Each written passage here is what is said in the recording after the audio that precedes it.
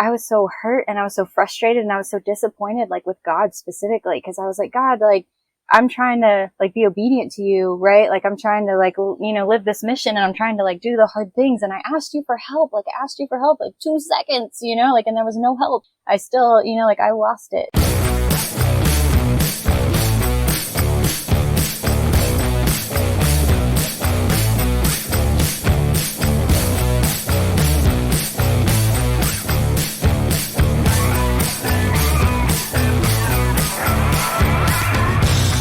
Hey everyone, welcome to another episode of Growing Up Christian. I'm Brother Sam. And I'm Father Casey. Brother Casey. We're brothers. We're monks. Christian I want to be a father. Fine, Father Casey. I don't see your collar. I can be a priest if I say I am. We're gonna make Catholic Church jokes again. I feel like we went a little hard last week. We gotta give them a rest, yeah. Have you ever seen the Check It Out with Dr. Steve? With Steve Brule where he goes to the church? No, I haven't seen the one where he goes to the church. I was literally just watching Steve Brule videos the other day. I found out someone that I worked with had never listened to any, like, didn't know what Steve Brule was. And I was like, I'm about to send you a lot of texts. Yeah. There's one where he looks at religion and it's hilarious. But he goes to a Catholic church at some point and starts talking to this priest and he's like, please, can I go to heaven? I've never done a sin. I've never ever done a sin. And the guy's like, you've never sinned? And he's like, nope. You can tell that the guy's just like totally not in on the joke of all this. Yeah, it's funny. I love Steve that guy. I loved it. I mean, that was one of the first introductions to John C. Reilly. I don't remember. I think Step Brothers might have been. I don't know if my introduction to Step Brothers was after that or before, but that's like my earliest memory of John C. Reilly was Steve Brule. Yeah, I remember being in the apartment where I lived with Joe, and like one night turning on the TV and Tim and Eric was on, and I had no idea what it was. Yeah, and we were just like howling. Yeah, like this is the weirdest stuff we've ever seen. Yeah, that was a game changer of a show. Like, in a lot of shows after that, I feel like there's like you'd get Tim and Eric vibes from a lot of other like kind of sketchy, like sketch type shows afterwards, just going for the outlandish, otherworldly kind of humor. But yeah, that was a big deal. I think that was was it like my senior year of high school or first year of college? Probably that I like got put onto that and was like, oh, okay, this is forever going to impact my sense of humor. Yep. But man, so vacation this weekend? You get out of town? Yeah, just for the night. So we, my wife and I and our kids, and then another couple who we're really close with, and their kids, we got a hotel in Boston for the night. And so we went Saturday night into Sunday, and that was cool. I mean, dude, it was a long ass day. Like, we got into Boston Saturday. What time? I don't know. Early. Probably around like noon. We tried to leave earlier. It was actually kind of funny. So we went, our goal was to leave at 10 a.m. and get to Boston by 11:30, do like an early check into our hotel. And we ended up leaving late because we had to drop my dog off at my in-laws. And we pull into the driveway, get out, get the dog. I put the dog crate in, go back out to the car to like grab something. No, I didn't even bring the crate in yet. I literally put the crate down. My wife went inside with the dog and the kids, and next to my in-laws, like Jill's like whole family lives on this, like next to each other. They're all on the same street. It's like 4 houses next to each other are all like her family. And kind of like the Duggars. Yeah. So her cousin lives next door. Her she's still in college, so she's a bit younger. And I see the car going down their driveway, and then I just hear the tire, like the wheel just like skidding out and skipping. And so she pulls out of that driveway and then instantly pulls into my in-laws, and the tire is completely off. Like, she's like riding on the rim. It just like, apparently it was flat when she left and she didn't realize it. So like by the time she got to the end of the driveway, it just like fell off. And so we ended up being late because I had to change a tire before we ended up even leaving. I was like, I guess I can take care of this for you. And But anyway, so we got to Boston, checked into the hotel. Then we just like, I mean, my kids are 5 and 4, so we're like walking around. We ended up like taking the T, going, doing the whole North End thing. I don't know what anyone knows about Boston, but we walked close to 7 miles that day. And that's a lot when you have little kids and you don't put them in a stroller anymore. So we were like, Oh, for sure. dead by the end of the day. Especially I had to like give my son like, I don't know, about 600 piggyback rides because he would like walk for like 10 minutes and just start dragging. I'm tired. Like, oh my God, it's going to be a long day. But they were great. I mean, to walk that much and like for them to be, I mean, they didn't really complain at all and they had a great time. So we just did that and then came home today. I was like, we didn't really do much that morning. It was like, I don't know. It's a lot to pack up for just the night with the kids and then try to fit in a bunch of stuff and head home. But it's fun. I like doing like getting day trips in like that with them, especially during the summer. But Yeah, we don't even have kids, and it feels like it takes like 3 days of prep for us to leave. But yeah, we're like serial overpackers, and like we did a little trip to like Oklahoma in May, and I packed like everything that we owned because we had like talked about nice. going fishing, and we were gonna go Okay, yeah, hiking, and we were gonna go maybe like shooting and all this stuff. So I mean, I brought the entire house with us, and we didn't end up yeah. doing like any of it. I'm like, I might want this sweatshirt, but I might want this sweatshirt. That's like the extent of my overpacking is like an extra sweatshirt, but rest assured it will still fit in a backpack. That's, I think for up until like I had kids, I was able to like pack for a week with just a backpack. That was pretty cool. You know what my friends make fun of me for on trips that is ridiculous and they're stupid? Is I have this like zippered hard shell container specifically for like taking your hats with you so they don't get smashed. Okay. I It's like mean, this little it's like a little case and you can fit like 3 hats in there and put it in your suitcase and then they don't get smashed. And I take it out of my suitcase the last time we went on a trip together and my buddy's like, What is that?" I was like, it's a hat case. It's full of hats." And he's like, "You're ridiculous. You're a yeah, ridiculous human being." I don't want to smash my hat. How just is bring that one hat. How many ridiculous? hats you bringing on trips, dude? I wear one hat exclusively. It's the same fucking hat I all the don't think time. I've seen you without a hat since college. Yeah. Yeah. I didn't wear a hat in college. And then I went through an 8-year dreadlock phase. And then after that, I was like, I'm going to become a hat person. And I realized I wanted to become a hat person when, after like I cut my hair, I was just like, okay, sometimes it'll start growing out. And then I'm like, I don't really want to get it cut yet. It's really annoying. So I was like, the best way around this is just become a hat person. And then you don't ever have to worry about it anymore. So that's how I got into it. And now I never take one off. And it feels like dumb to even get haircut. Like, I don't know why I don't just take the clippers to my head because I always wear a hat. So I'm like, I'm paying for haircuts to literally never show anybody what my haircut looks like. You got a full head of hair too, don't you? I know, I do. Wow. Just people just like grinding their teeth because of you right now. Except for like all the people I like the people I knew in college who were all hat people. Like I feel like they were all like they were on their way to being bald. Like they knew it. And they're like, this is just we'll just keep it short and we're just gonna ride the hat wave because I know in the next 5 to 10 years my hair is gonna be gone.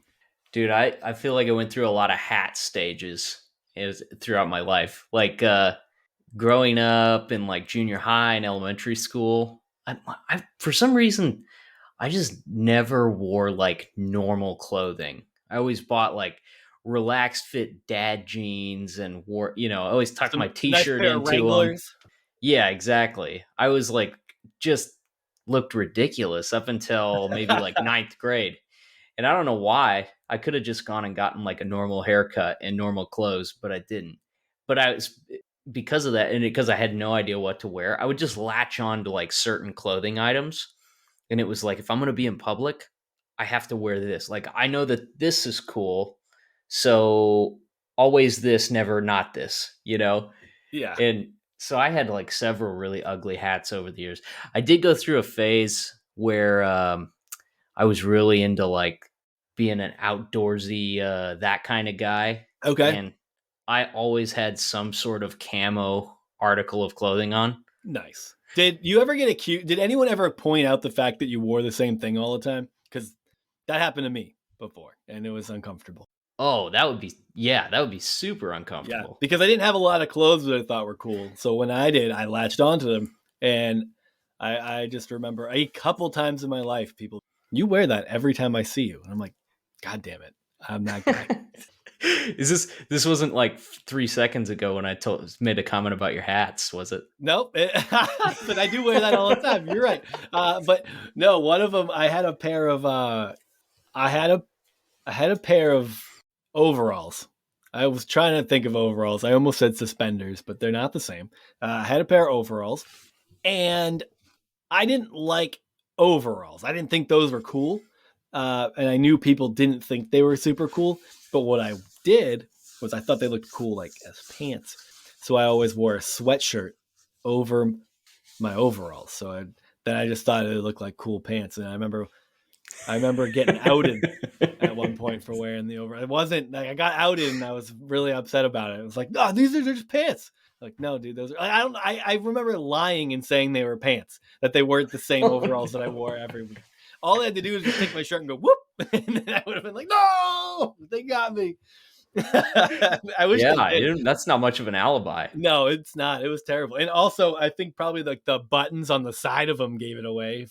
All I did was like raise my hands in worship, of course. And no, I wasn't raising my hands in worship at that time. I waited until college for the charismatic streak. But Dude, you know what I really tried to make work in high school?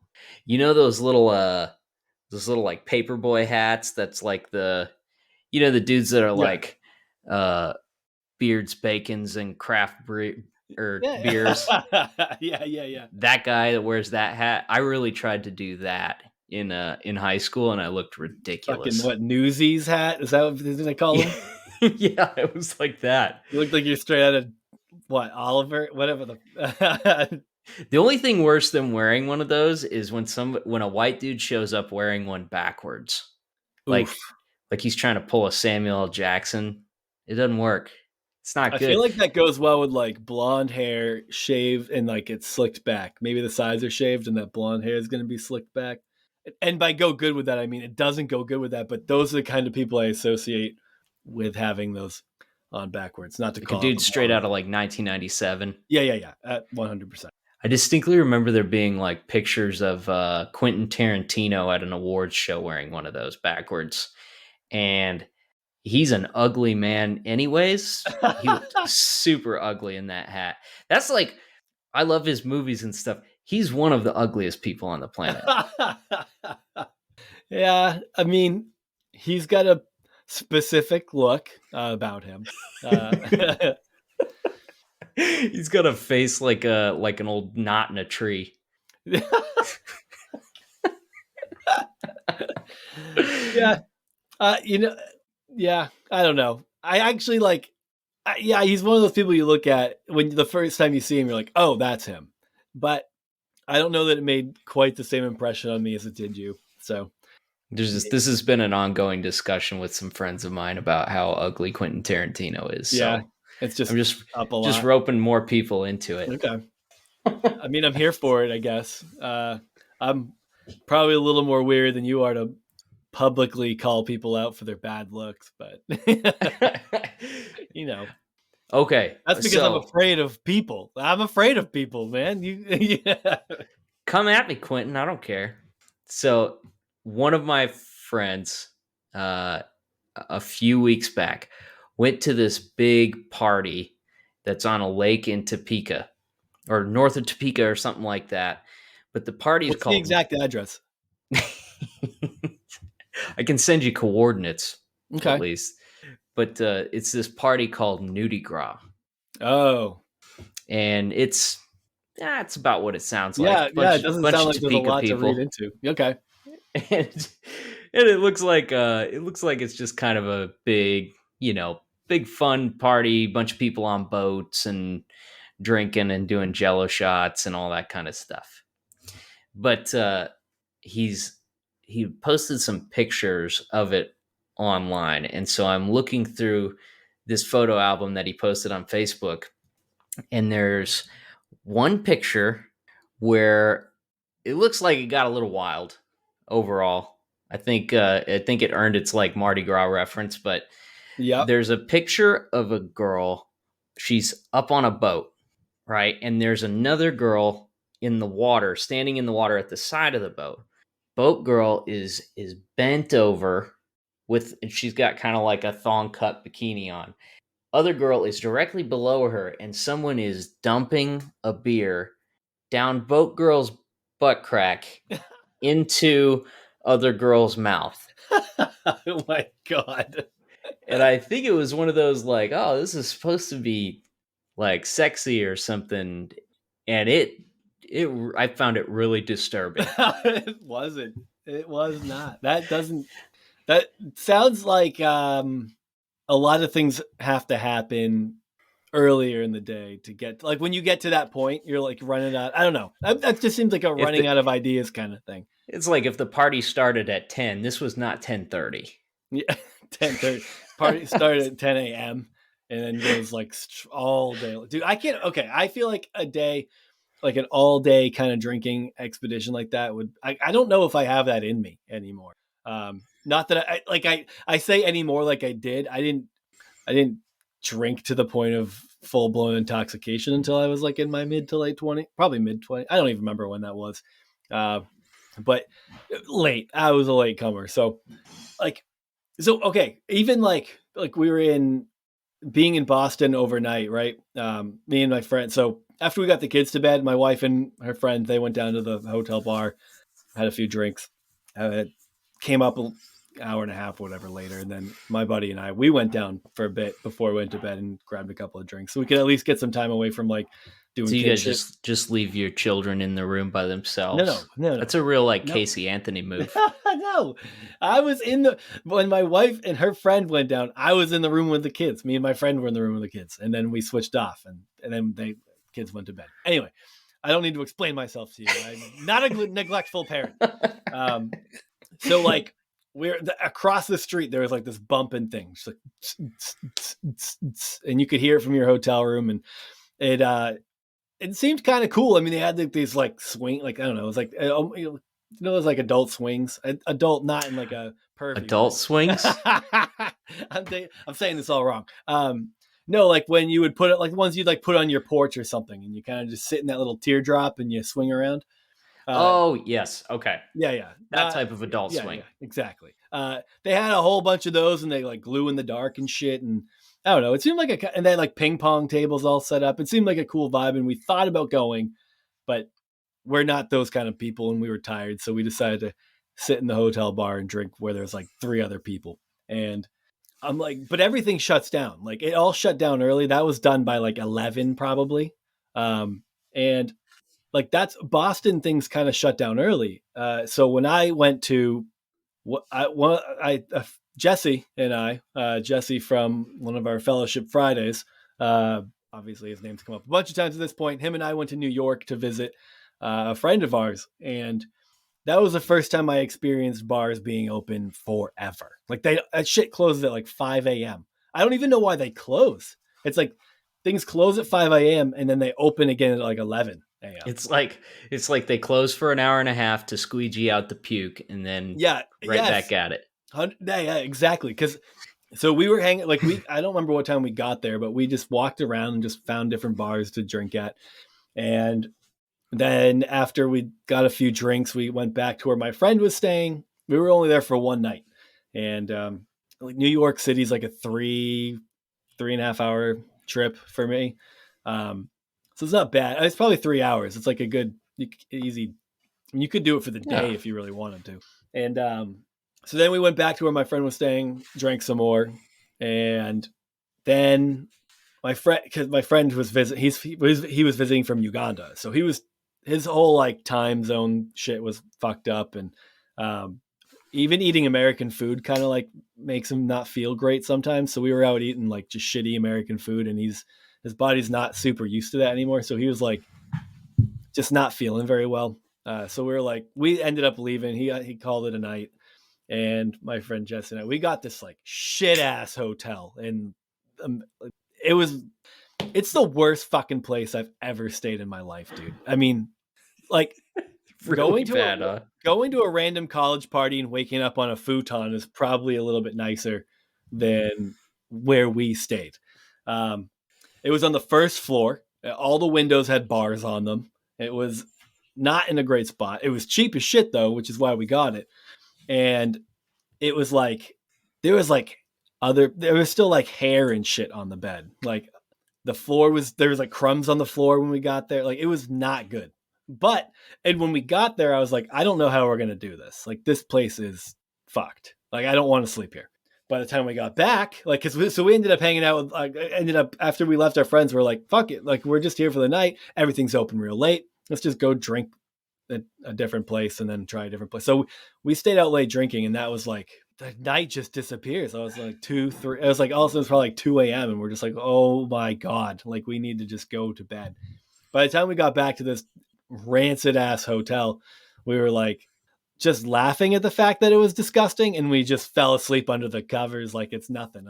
You wake up the next day and you're like, oh, this is why am I here? Why am I here? But it was like easily the most oh God, that was terrible. Did you drink a beer out of Jesse's butt crack? Yes, someone poured it down his butt crack and into my mouth. He stood on the bar though. He was standing on the bar and I was behind it. And it was people were just like, go, go, go, go, go, and it was a good time. No, one thing that did happen was we went to this like I don't remember the name of the pub. It's cool as shit. You walk in and they're just like, you have to push through a crowd of people. There's really nowhere to sit. I don't know how anyone runs this place, but someone finds you and they yell, how many? And we're like 3. And he's like, waves his hand, says, come on over. And he puts us at a table with a bunch of other people. They have like, all the tables are just overpacked with people. There's no like, you're just, yeah. I mean, it's this packed out room. This is pre-COVID, like, but it was kind of like right before it. So like, it was probably a month later that everything really ended up shutting down. But so we sit down, they go, what do you want? And I'm like, I don't know what you're talking about. Light or dark? And they're like, apparently beer. And they only serve 2 kinds of beer. So we're at a table with all these strangers. It was like me and my 2 friends, and there's like 6 other people. And somehow I take a sip of beer and it goes down the wrong pipe and I spit take across the fucking table. Just like a blow this beer out coughs everywhere. I mean, I got it on their food. I was mortified, dude. And on people you weren't with. Yep. On total strangers and on their food. They were like wiping their hands with napkins and shit. I was like, oh, that's rough. And they were kind of laughing, and I was like profusely apologetic. And they ended up like, I don't know, they were like, it couldn't have happened to nicer guys, really. But the rest of the table, when it happened, who didn't get hit, it just went silent, and everyone just stared at me. And then they just went back to like business as usual. But I mean, I got them another round of drinks and bought them and got them a new appetizer or whatever it was they were eating. Like I wasn't a dick about it, but like I was absolutely mortified when I just blew beer across the table on a couple of complete strangers on their fucking dinner. Man, that would be upsetting. I was out to lunch with my dad one day, and there's like, okay, if we go to a restaurant together, there's like an 80% chance that I'm going to order buffalo wings. Okay. Like that's a good percentage. That's 20% of my total diet, I think, counting breakfast and all that. And we go to this place in town that is a nice place. It's called a Monarch. It's like a whiskey bar, and then they have good food and stuff, but they've got really good, these like smoked wings that are great. But when you go to a place and they have wings, but they're like the connected ones. Oh yeah. Yeah. And they got the little flapper at the end. Oh, it's like the 3-piece joint. Yeah. Yeah. You get the little chicken dangler at the end. Yeah. So this place is like that. And I hate that because it's so hard to work with, You got to try to like crack these things apart. It's gross. Because I don't want to touch it with my, I'm a surgeon with wings, It's like okay. 4 fingers total, napkin wipe between each one. Like When you say Yeah, four I'm fingers, you precise. do index and middle, right? And you just pinch them like a crab, and you. Yeah, just like Okay. like a fiddler. Okay. I'm But getting it. so I'm trying. We're at this place, and I'm like, these stupid wings. Like, why don't they just cut them for you? And like, I'm ripping on these things, and it popped, and a chicken bone flew like over. There's we're in the middle of the restaurant at one of those like high top tables. Yeah, yeah. Then there's booths along the wall. This wing bone flies over the gap and hits this old lady. Sitting, and we're both just like both of us saw it fly, and we're just kind of like, "Whoo!" It's like you see it slow motion flipping through the air. Yeah. And this lady she had No. no idea where it came from, so she's like looking up, she's looking at the ceiling. it was it was funny. I apologized.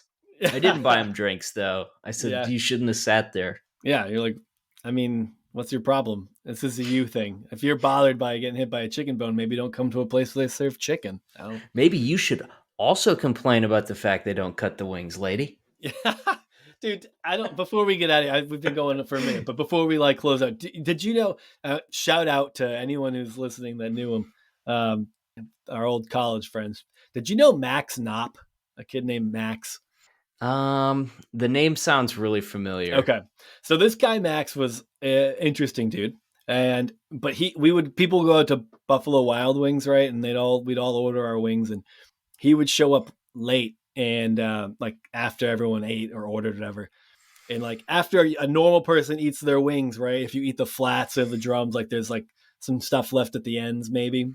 Mm-hmm. He would come in and be like, "Yo, are you done with that?" And we'd be like, "Yeah," because it's gone. Like because this is what being done with this looks like.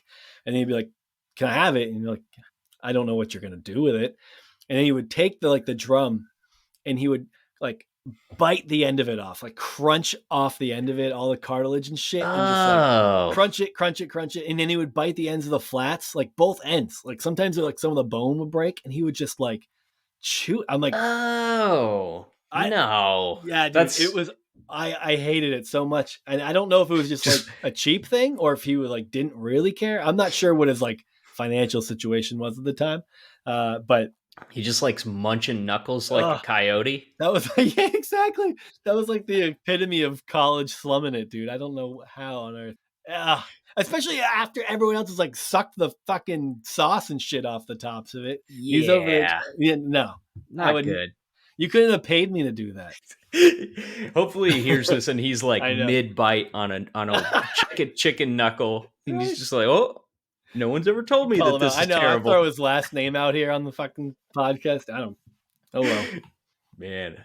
Okay, so this episode, I feel like we've had a couple of just goofy, lighthearted episodes in a row. Yeah, this one is it's a little different, but very good. It was a great conversation. Yeah, it really was. Pretty fun at the beginning, and we get into some heavy topics. So I think we probably need to throw out a trigger warning that this episode includes discussions of sexual abuse, depression, suicide, some of those types of topics. So, this may not be right for everyone in the audience. Yeah. So just be warned that those topics are breached in this episode. But our guest this week is Sara Hall, and Sara is a pastoral counselor at a organization, and Sara had talked to us because she had written a book.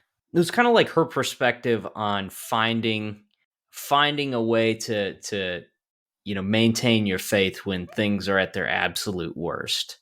Sara went through a series of events that was really traumatic, and she really kind of called God to the carpet on some things and came out the other side like maintaining her faith. It transformed it. It looked a lot different. It wasn't the cut and paste, typical variety of faith that we all grew up hearing about, but it's something that sustained her through some really dark times.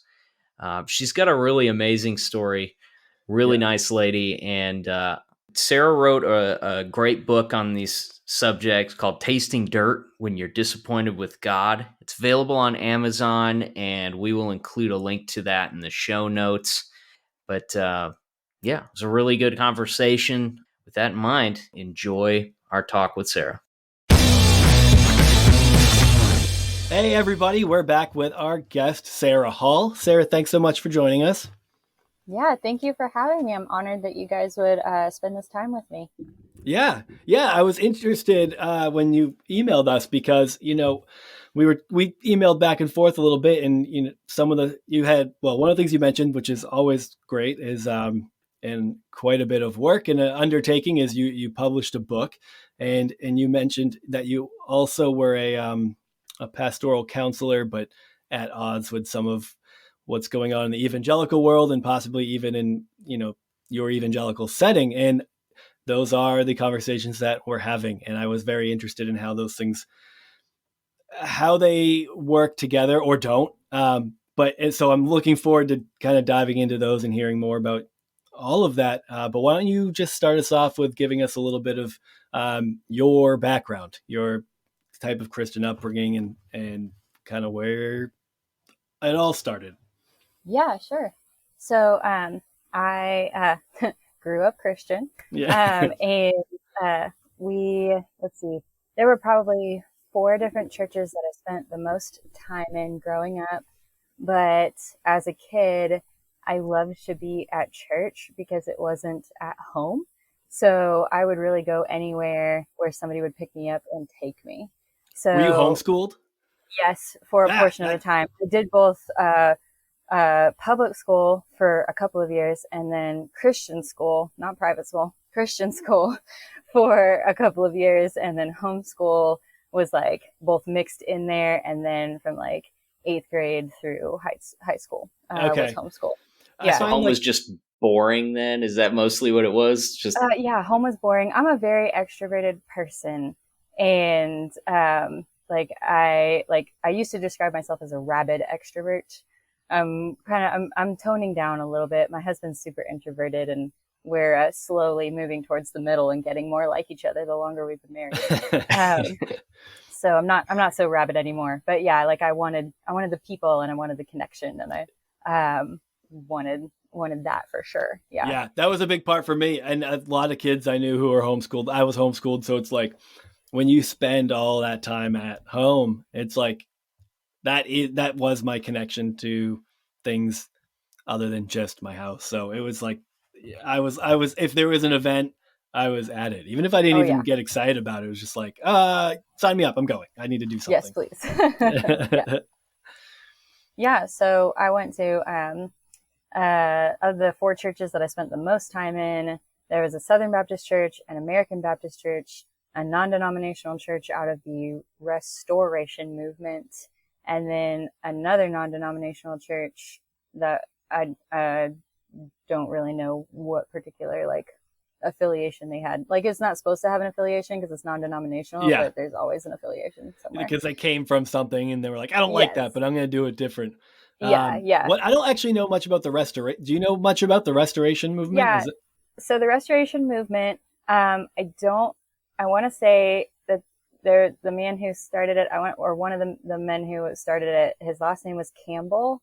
I'm blanking on his first name right now, but essentially it was a movement to unify the different denominations. Yes, exactly. It was a movement intended to unify the different denominations instead of having so much separation and warring between the various denominations, to return back to the biblical call for unity, which is why it was non-denominational, and they did not pick they didn't want to name themselves. But I mean, non-denominational is essentially its own denomination at this point. So. Yeah. And they're all basically Southern Baptist in some way, very reformed. Did they have like hard stances on doctrine and stuff in spite of like not having a name for themselves? And being all about unity? Yes. It was very, very close. I think the like first Christian churches of Christ, like came out of that movement essentially. And so it's very like baptism is essential for salvation. And there was more flexibility on other things, like instruments and worship and things like that. But fairly conservative. Yeah. It's like such a fundamental like misunderstanding of what that problem is. It's like, yes. right. Yes. It's not the dogma that's driving us apart. It's that word on the front of the building. Yeah. Like, we'll just take that down and then everything will be fine. Yeah. Our call to unity consists of not doing stuff with people who aren't like us at all, and we'll start our own denomination. And it's like, it's never going to work.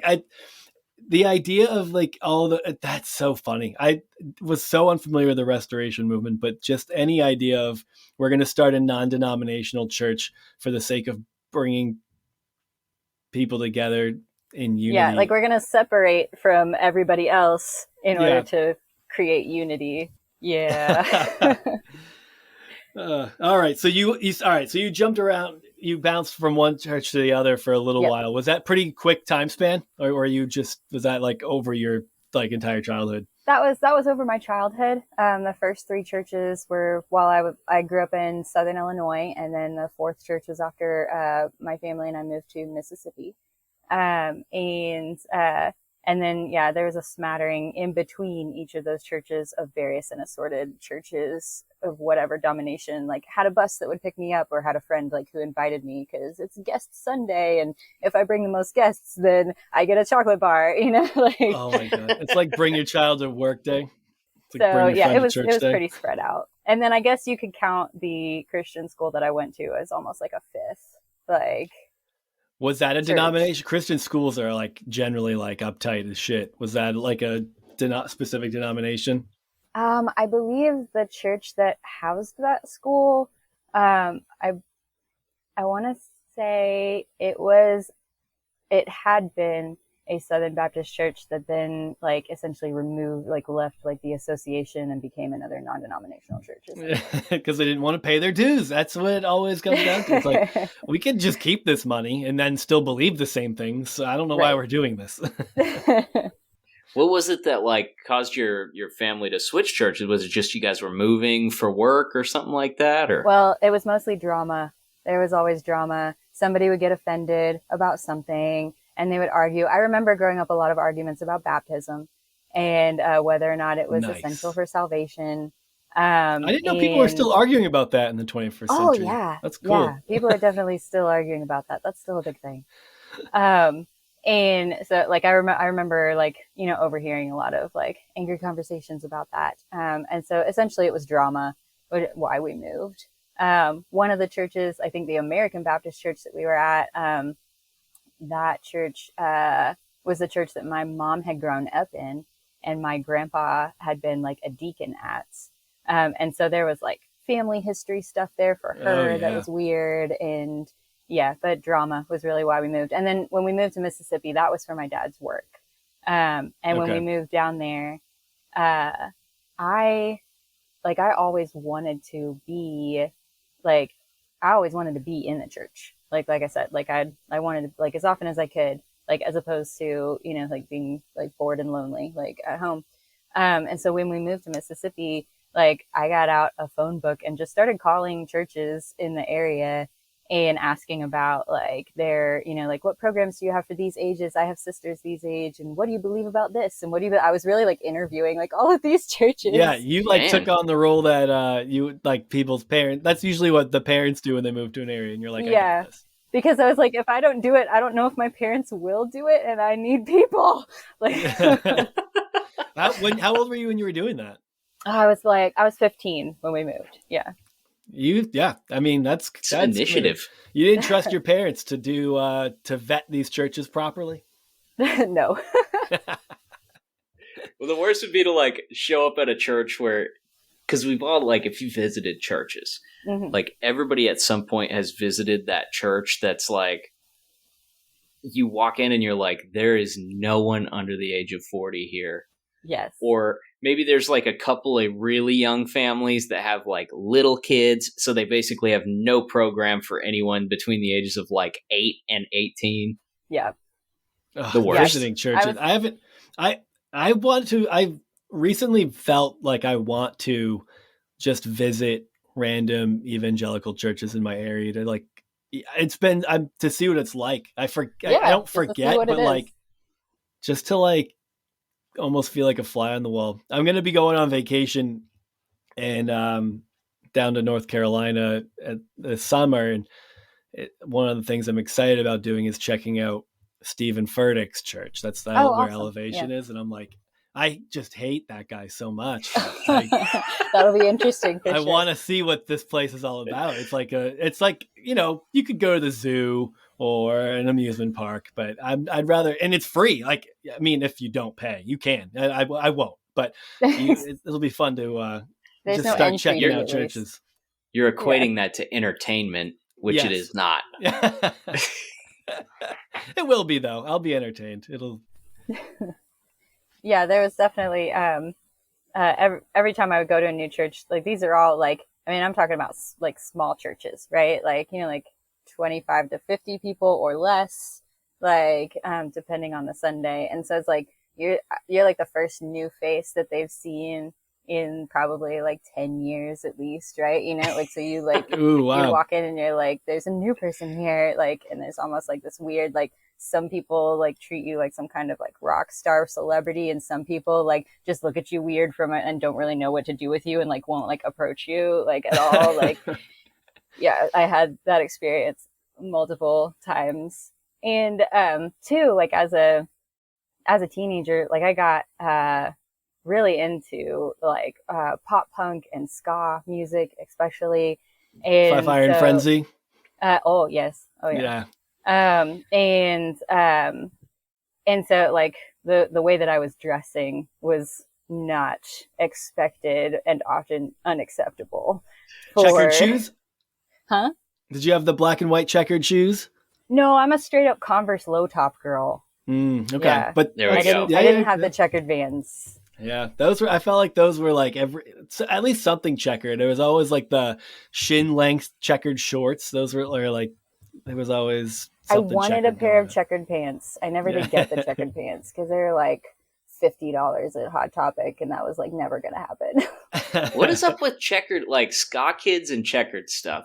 I don't know. It's like you can't get your merit badge in the ska community without something checkered. Right? I have a pair of checkered hoop earrings. That was like my most checkered thing. No, I don't know where that comes from. Now I'm curious and I want to go like find out like what is it with the ska and the checkered, like I never. Yeah. There's a YouTube channel that Sam and I pass back and forth all the time called the Punk Rock NBA. Yeah, I was just gonna say that. The guy talks a lot about like ska and pop punk and stuff like that. Cool. It's really interesting because I was kind of after that. And anyway, like even when I was in that era, like I was really only listening to Christian bands, and there was only a couple of Christian ska bands, I feel like. Yeah, there weren't very many. It was like the Supertones and Five Iron Frenzy, and then there was a couple of like smaller bands that didn't even have like albums or like there was I mean, I don't think ska ever really blew up. It didn't. I don't feel like it did. It had like its heyday, but like it.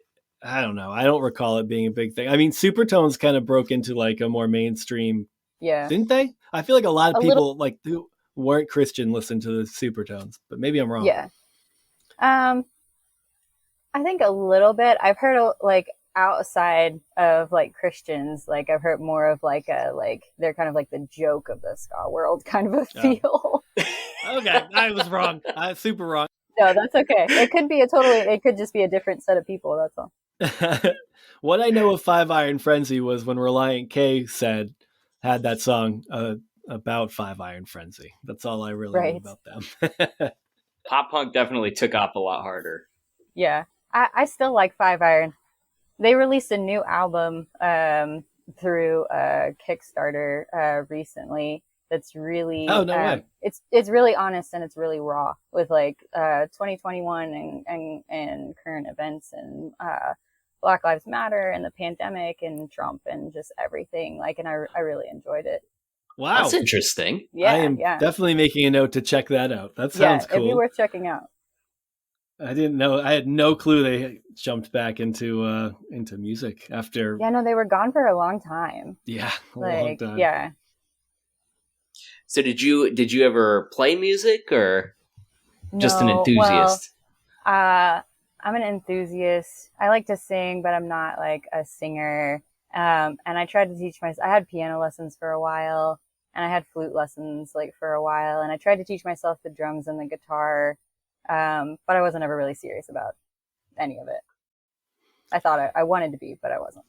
I can relate to that. I tried to do drums, and I would have at one point said I'm a drummer. And I'm glad I didn't say that to too many people, because when I started meeting people that actually played, I was like, oh shit, Uh-oh. that's what it looks like to play drum. I'm not good at this. And it did not take me long to just give up on it completely. So my husband is a drummer, like, okay. and he played, and he had was in a couple different bands in high school, in just like local high school bands.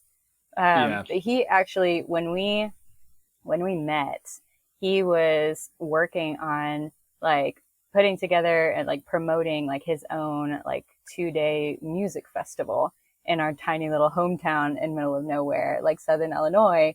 And he did that for 2 years, like, and had I think he booked like Hawthorne Heights, and I think Ace Troubleshooter too were two of the bigger like That's towns that cool. he had there. Yeah, it was really cool, and I was super impressed.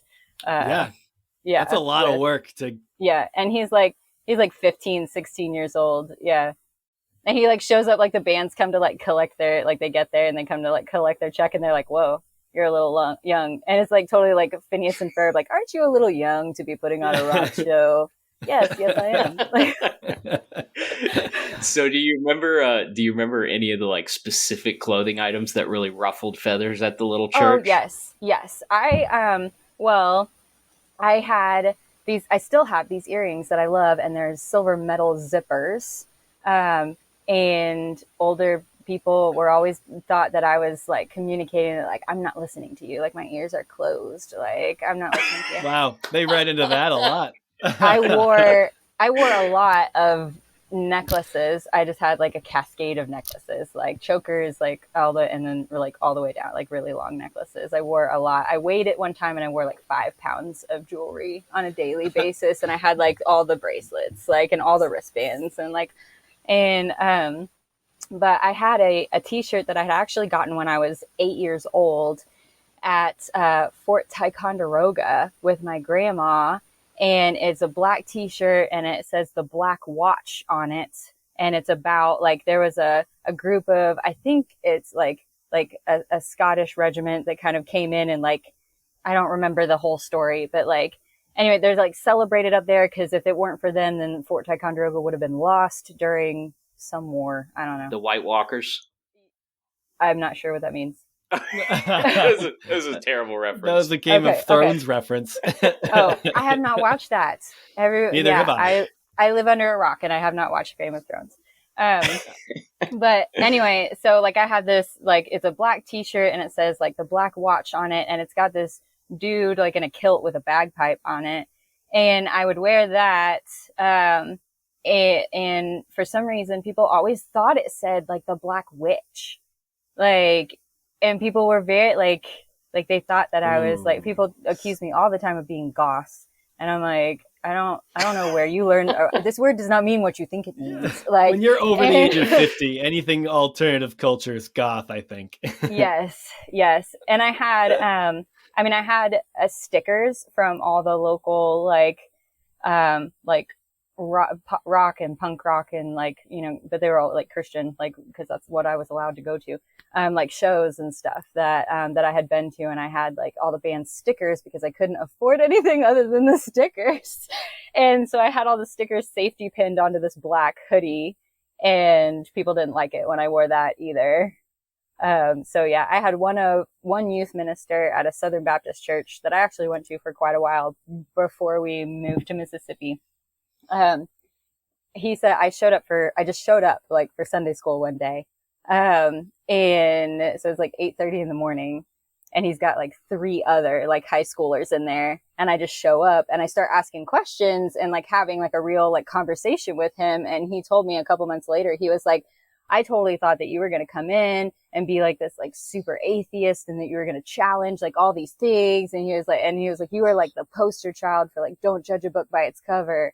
And I'm like, okay, all right. Like, cool. My cover's that extreme, but okay. Yeah.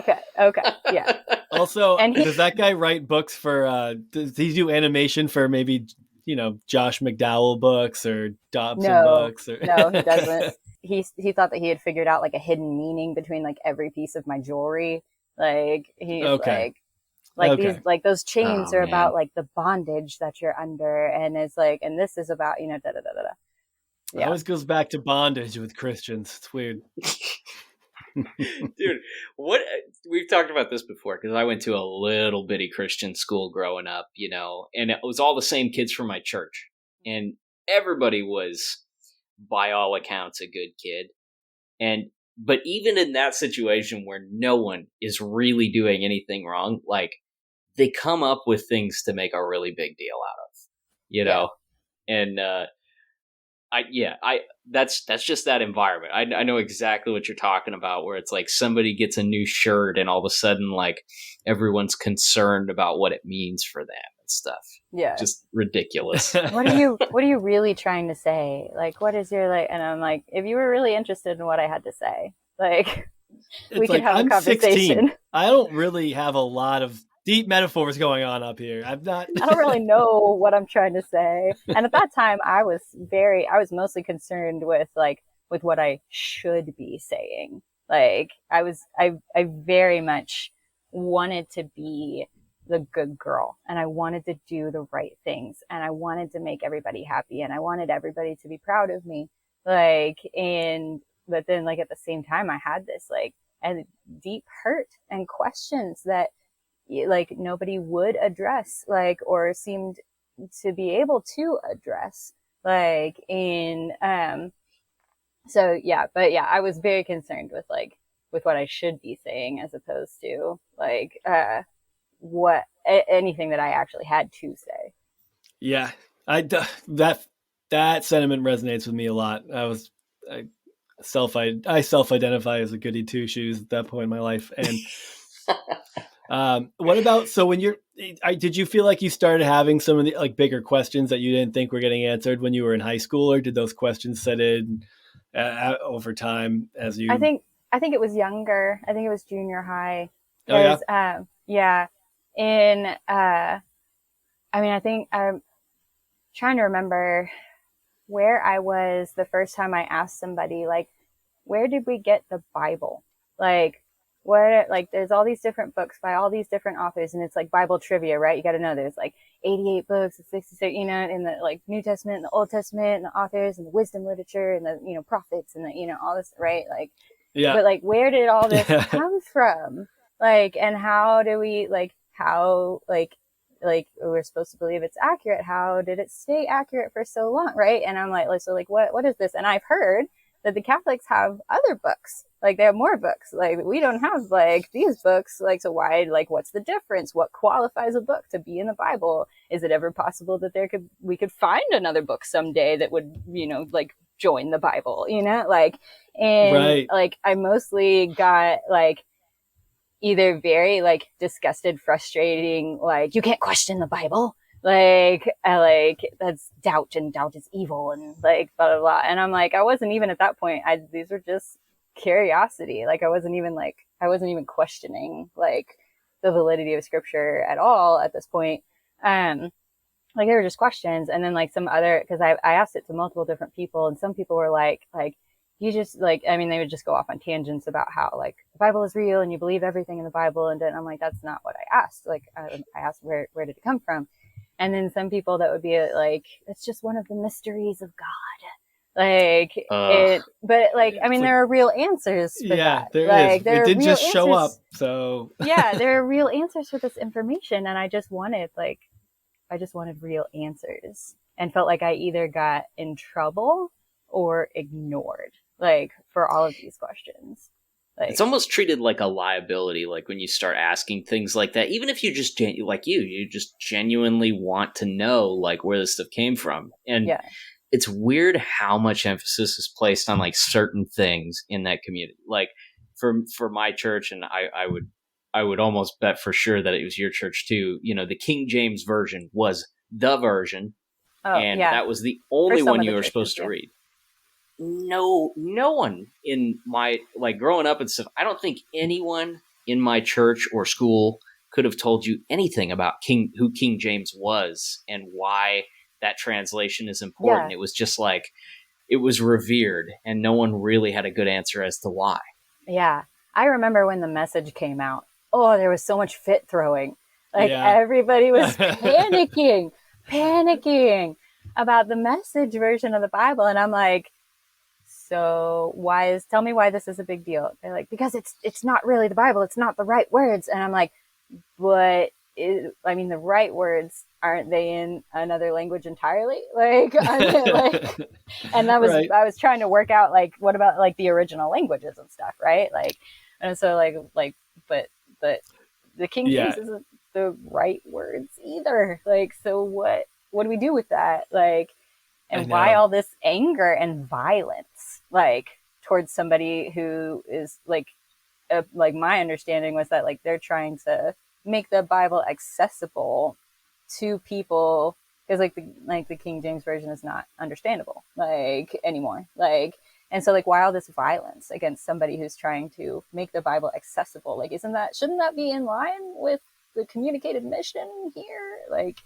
yeah, I think the crowning moment of that stuff for me was like after I went to college, I came back to visit my little church at some point. And I know I've told this story on here before, but I remember like in a Sunday school class, multiple times this old guy like going off on a tangent that was not related to what we were talking about at all, but about how like people were using the wrong translations of the Bible and stuff. And at one point he said, King James Version is good enough for the Apostle Paul. It's good enough for me. Just like, oh. I'm sorry, I just snorted into the microphone. Yeah, Oh and man, then that's when you're like, oh, this guy gets to just teach people stuff, and no one has a problem with that. Like, he does Sunday yeah, school. He's been doing it for years, saying wrong things for probably 10 years, and everyone's like, I mean, it's fine. It's not like it's harmless, right? I'm sure it's Harmless. probably fine. Yeah. So, was did that play into some of the like eyebrow raising and stuff that you got in high school? Is the fact that you asked questions and wanted to know a little more about some of the Yeah, stuff that they were talking about? yeah. And yeah, that definitely played into it. Cause I mean, like, here I am, like, this teenager, like, dressed in mostly black and wearing too much jewelry, like, asking these, like, difficult theological questions that, like, everybody's uncomfortable with. And it was very much like everybody was on guard. Like they like I was somehow attacking them, like, with these questions and with trying to wrestle out like some of these things. And I was like, like, I was never trying to be rude. I was never trying to like attack anybody. Yeah. I was really trying to figure out, what am I supposed to do with this? Like we talk about like prayer, like I have, like, I have prayed prayers and I have prayed prayers consistently, and they have like not been answered. The exact opposite has happened. And what am I supposed to do with that? Like, I'm looking for, like, how am I supposed to really live this out? And to like pastors and youth ministers, it's like, you keep telling me to give it to Jesus and leave it at the altar, and, like, all these things, right? And like, how do I do that?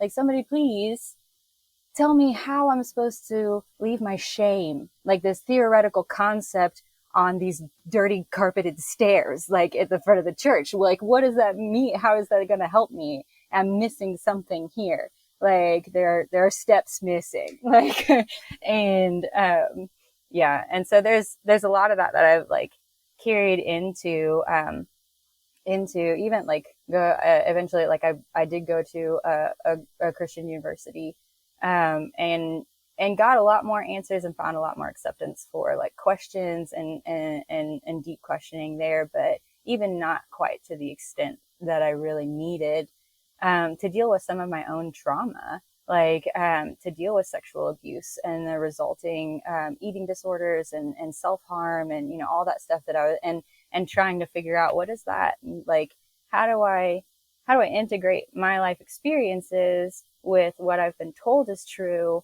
about the Bible and about God and about myself and about other people? Like, what am I supposed to do with all of this? And then all of that eventually like came to a head after I had a miscarriage and resulted in writing my book, which is why like it's called Tasting Dirt When You're Disappointed with God, which is that like that kind of felt like the ultimate, like, you're not allowed to express this like disappointment with God.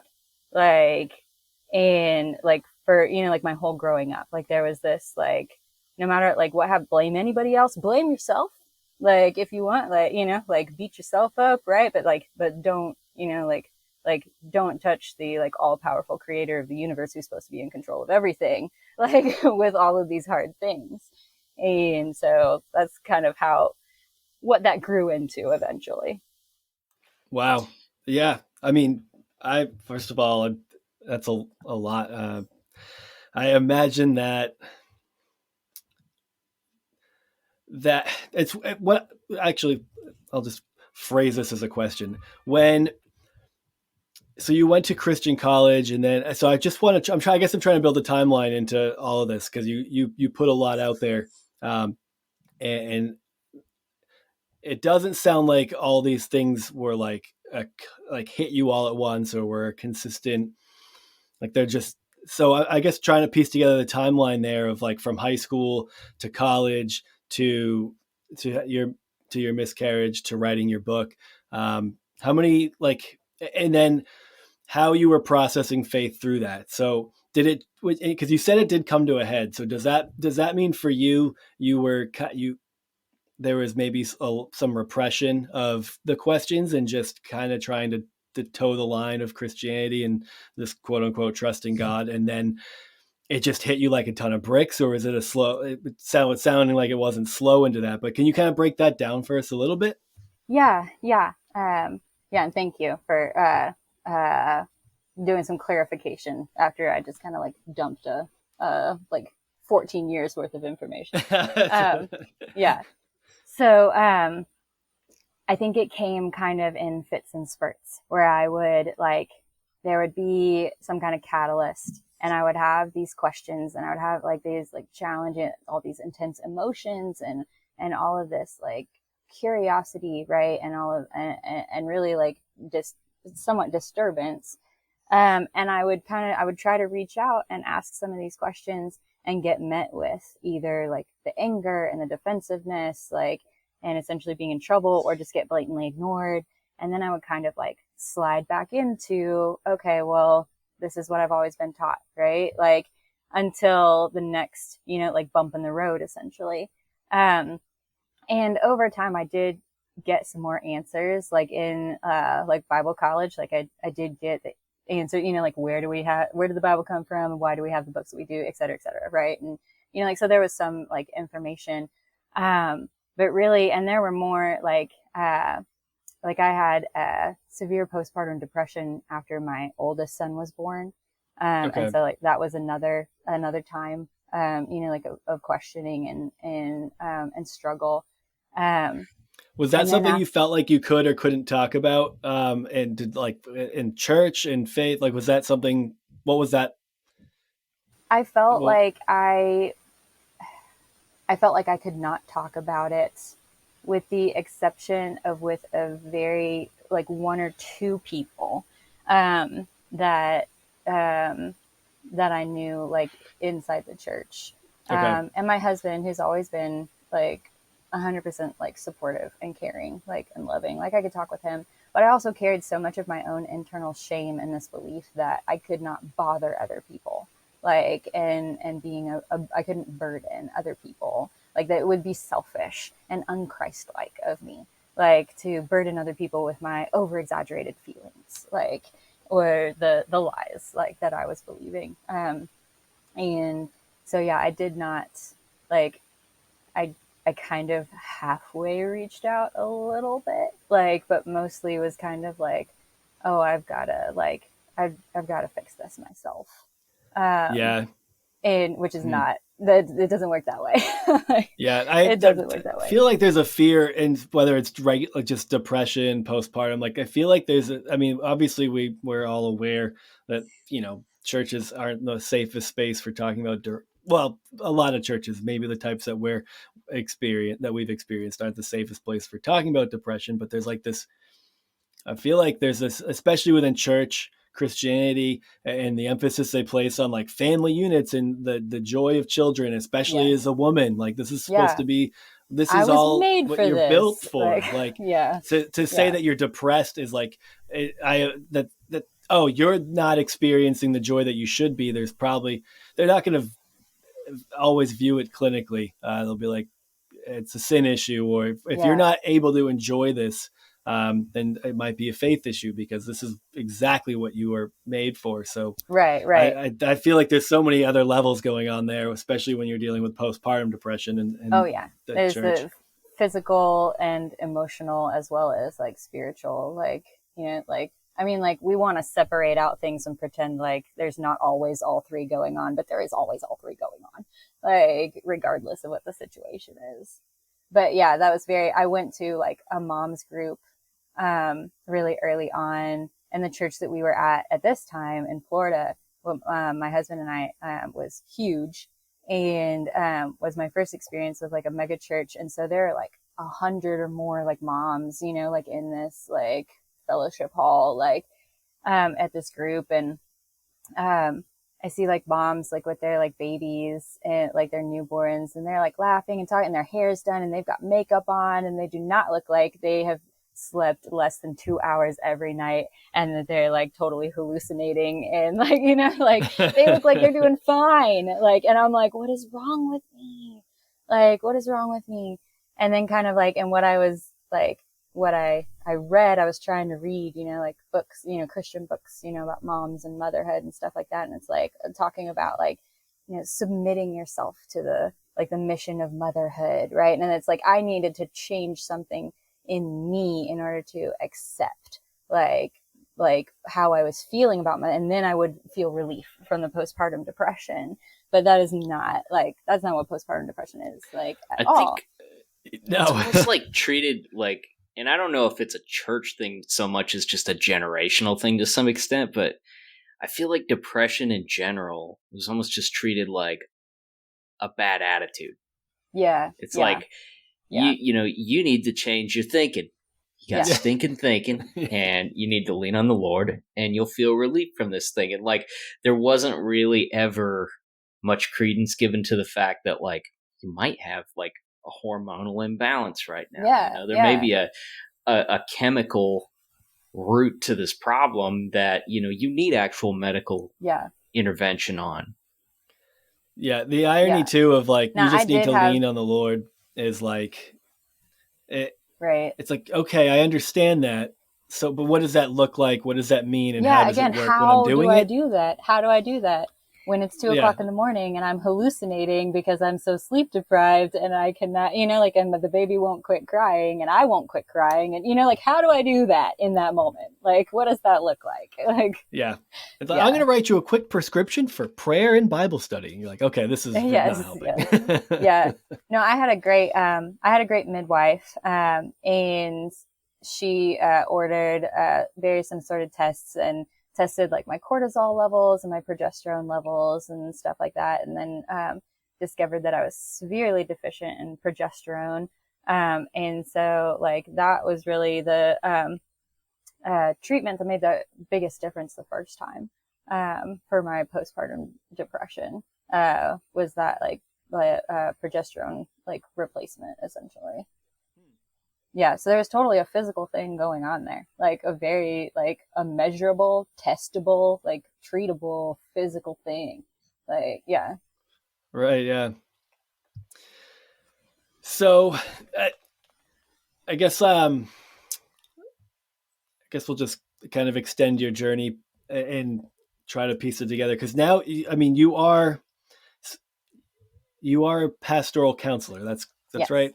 Yep. Okay. So, and how long have you been doing that? I want to bridge the gap between your experiences and getting into that field is what I want to do. Okay. Yes. So, I went to Bible college, and I actually got a degree in, so I have a bachelor's in biblical studies and a bachelor's in Christian counseling. And I thought that from that eventually, that I would get like my master's and my state licensure, and everything like that.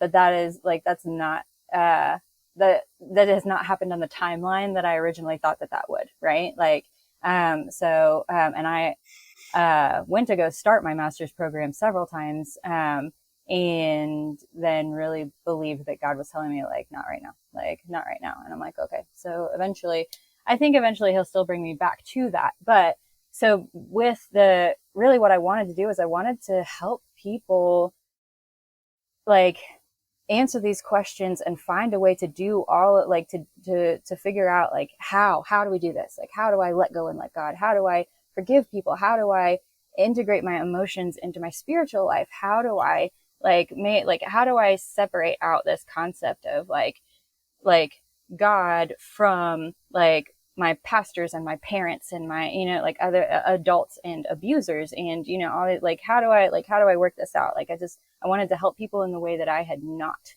received help, growing up. And so, I've been doing that on from like a volunteer perspective in the way of like mentoring, like teenagers and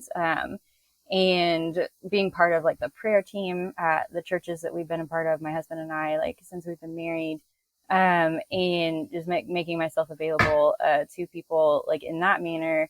I mean, really for, let's say if I had to put a number to it, let's say 10 years. But then it was just, last year, that the church that we're a part of now approached me about ordaining me, as a pastor, because I'd been essentially like a lay person in ministry, like for years. And they approached me about ordaining me as a pastor, but not like to be on staff at that church. And I was talking about it with one of my good friends, who is the director of the Grace River Christian Counseling Center. And she was like, in the state of Oklahoma, as an ordained pastor, like you can practice pastoral counseling. And I was like, I did not know that. And she was like, yeah, she was like, and I'm looking to hire more pastoral counselors, at Grace River. Is that something you'd be interested in? So, I have only been like paid for counseling ministry for, like 6 months. Okay. So like, sorry, that's a really long answer, like to a very simple question that you asked. I think it kind of helps so, I mean, obviously the line of work that you got into has a lot to do with your personal experiences, because what I think is interesting here is like, a lot of people, have a series of negative experiences that build upon each other. And then it just eventually something kind of breaks. And you realize that maybe there isn't a place for you in church, or you realize that you don't really have much of a concept of spirituality or belief at that point. And you it's almost sadly, it's that like final negative experience that gives you the ability to just say, I don't have to do this anymore. And I don't want to. So, but it didn't go that way for you. So I'm kind of interested as to if you did you have moments where you're like, maybe this isn't for me, or do you just, have you generally felt like Christianity is something that has worked, and that as a concept wasn't really something you questioned despite your experiences?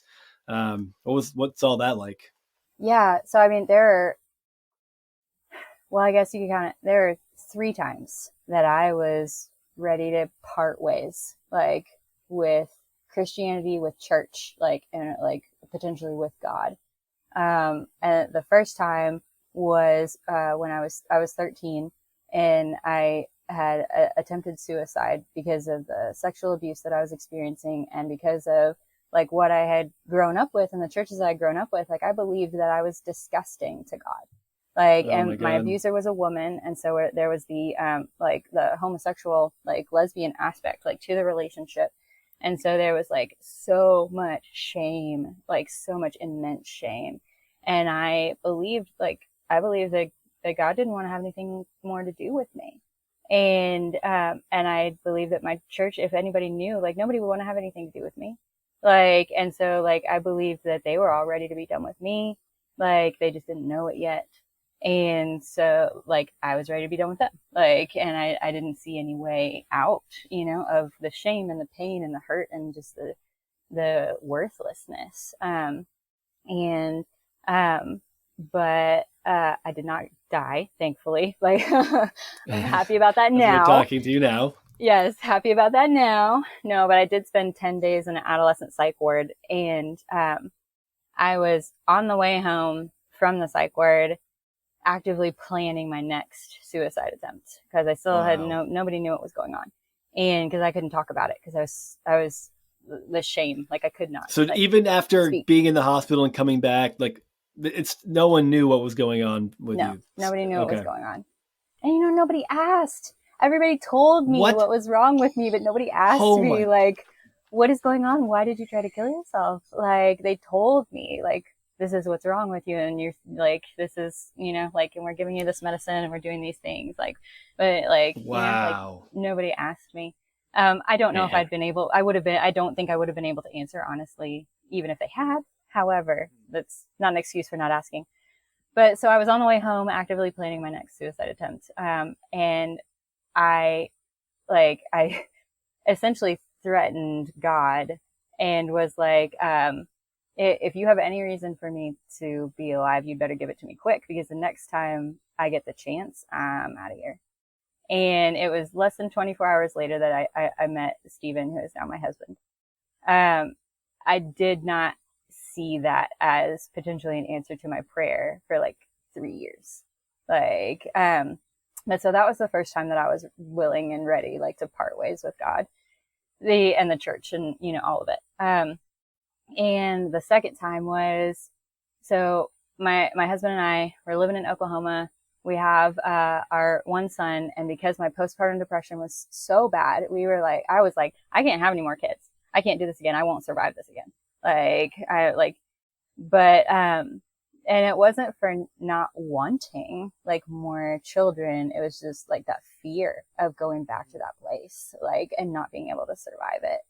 And so and then our church got more involved with like foster care and caring for children in the foster system here in Oklahoma.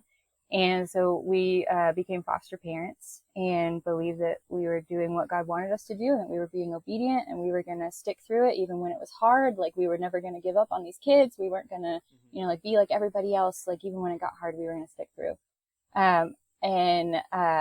We had a very challenging kiddo, which, I mean, like, of course, like, they've been through hell. Like, there's no, you know what I mean? Like, and they don't have the resources to deal with any of the trauma that they've experienced. So no fault on him whatsoever. But I ended up, like, I had another, like, depressive episode, which felt very similar to the postpartum depression, but I hadn't given birth. So it wasn't, you know, it wasn't chemically, like, the same. But anyway, and I had, like, and I was, he was in a rage, and I was desperately praying to God for help, and I lost my temper on him, and my husband was out of town for work, and so like I yelled at him, and then I immediately felt that like soul crushing shame and like self-hatred again, and was like, I'm just as bad as like his biological parents, like I'm not anyone, you know, like I'm a horrible person. And because I was failing the mission, like I was failing God, like I was failing everything. And so like I called our foster care worker and was like, this is what just happened, and I need respite care, like, for the weekend until Steven gets home, and then we can talk about like what's the best way, like, to move forward. And so she called the child's social worker, and the social worker was out sick. And so she called CPS, which is Child Protective Services. And long story short, they opened an investigation on me for child abuse, removed my biological son from our home. Oh my God. And eventually ended up substantiating a charge of child abuse against me, but they didn't inform me of that. So I just got like the CPS worker quit talking to me and quit responding to my calls and my emails as I'm trying to like work my plan and do all the requirements and go to the court mandated counseling and the anger management and do, you know, all the things to get my own son back. Holy shit.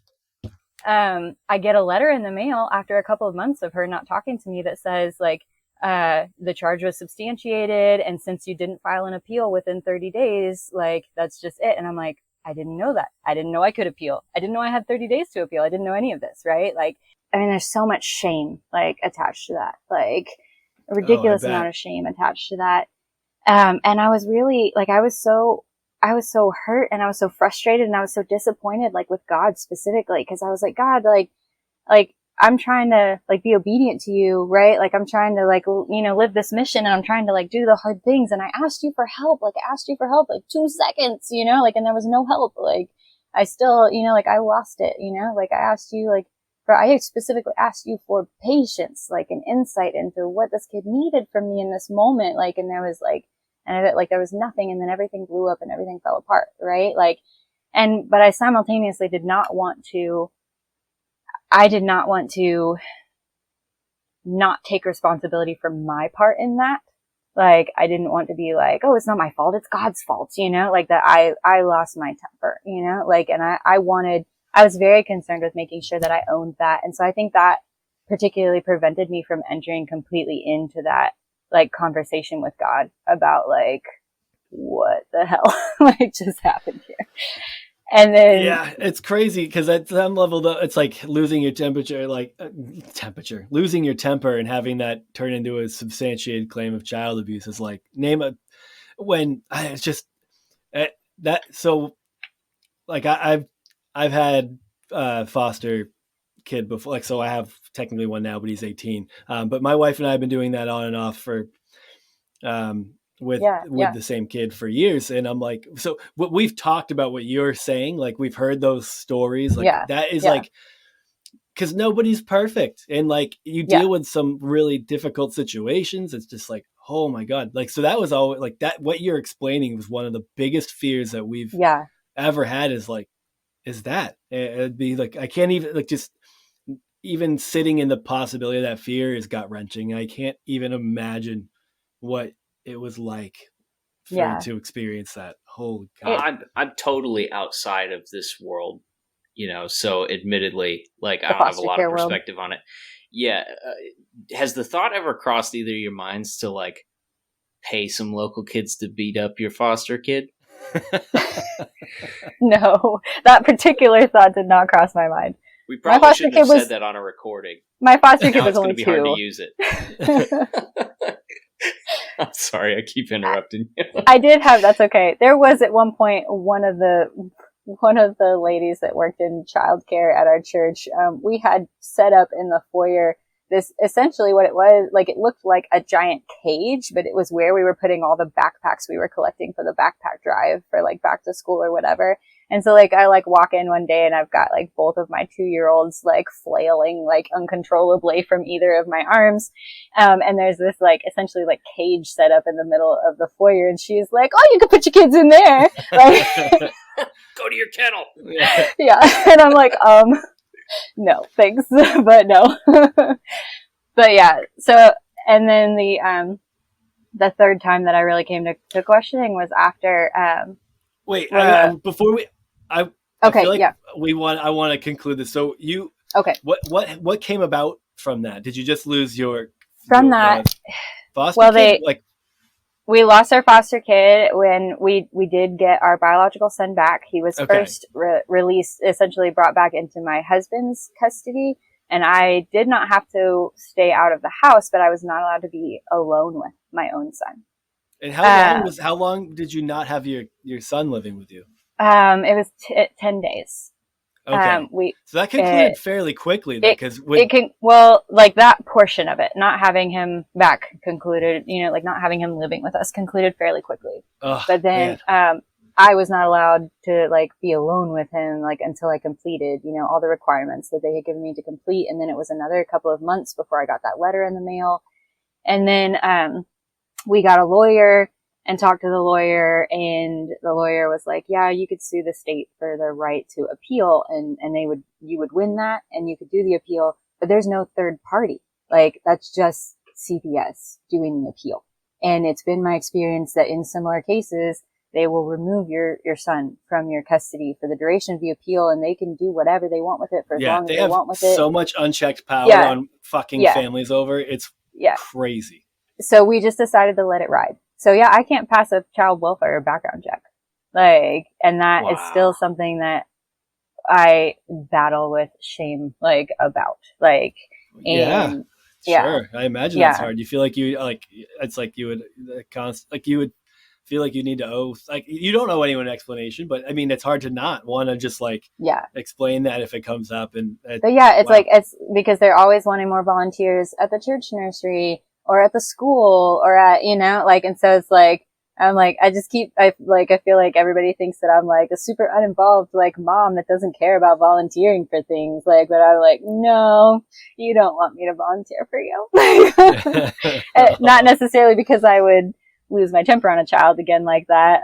But just trying to explain all of that. You know what I mean? Like, be like, stop sending me these requests to volunteer because I can't pass your background check. Like, it's not just something that you really throw out there. I'm much more open and vulnerable about it now than I used to be. And so I have had some of those conversations.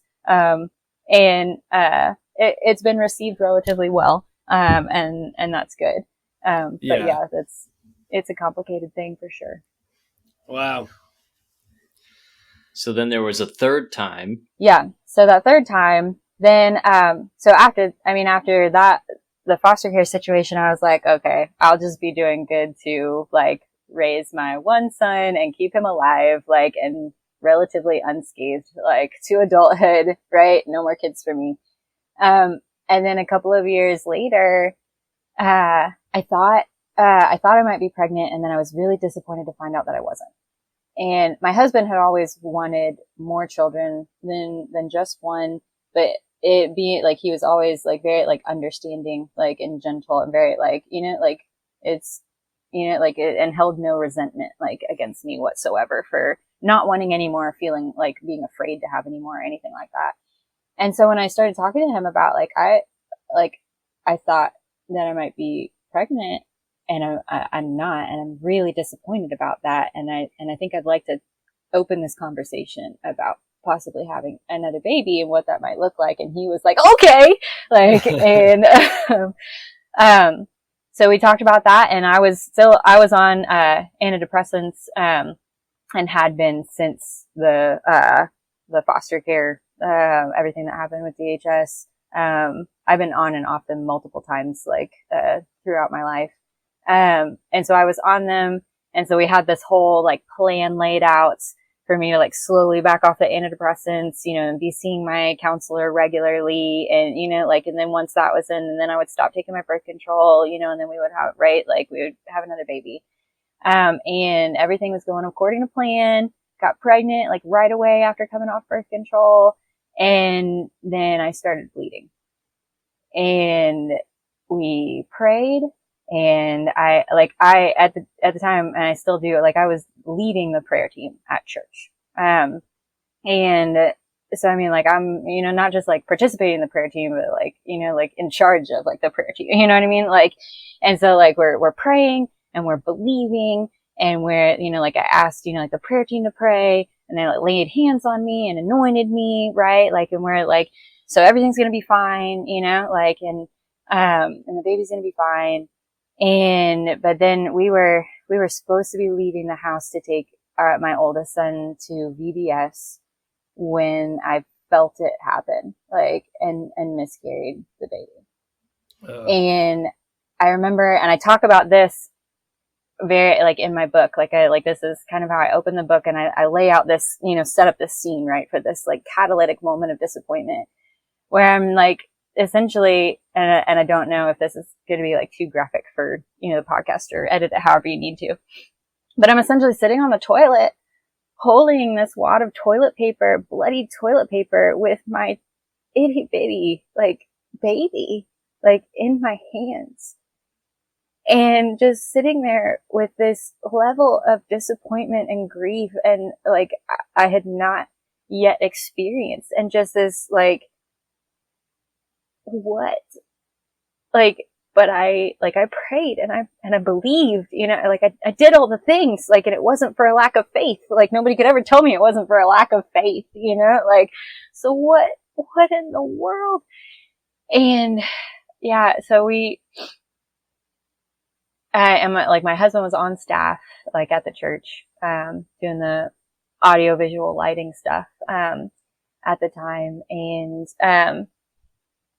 And, you know, just sitting there, and I think there just wasn't, I mean, I could have blamed myself, you know, like I could have found things to blame myself, but inside me, every time I thought like, oh, it's because like I was still working out, you know, like while I was pregnant, like that's Okay, why, yeah, you know, I it was see what you're because, saying. you know, like, because like I didn't have enough like progesterone because I didn't have enough after Dorian was born, you know, and that's why, like, every time I tried to blame myself, there was just this anger that rose up in me that was like, no, like, this is not my fault. Like, this isn't, like, there's, like, the only person who's culpable for this, like, is God. And I think that was the time that I was like, I'm either going to, I'm not letting this go. Like, I'm not walking away from this, like, until I either find some way to resolve this disappointment or I leave, like, the church. Like, in that moment, there was really only two options. Like, and I really wasn't certain that there would be any like resolution.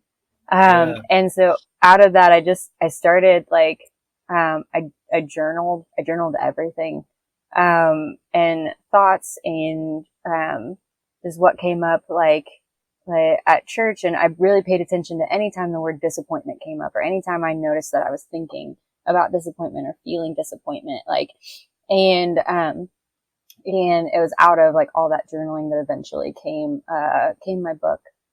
Um, and, I did eventually get like resolution. I did not end up leaving the church, although I'm much more honest with myself and with others about the things that are not okay about the Christian church and the American Christian church, and particularly evangelicalism and Trump worship and all of that stuff. Like, much more honest about that, because I think that I know that a huge part of that resolution for me was separating out who I believed God to be based on what I had been told from who I have experienced God to be inside of my relationship with him, and his willingness to allow me to be honest with him about my anger and my disappointment and all of that. Mm.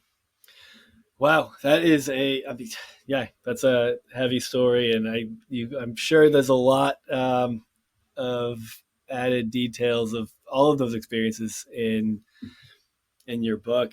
So when man, I'm trying to even think, like, trying to piece like my questions together. I feel like I have a lot, um, but I want to kind of keep this on the right trajectory here. But so Yeah.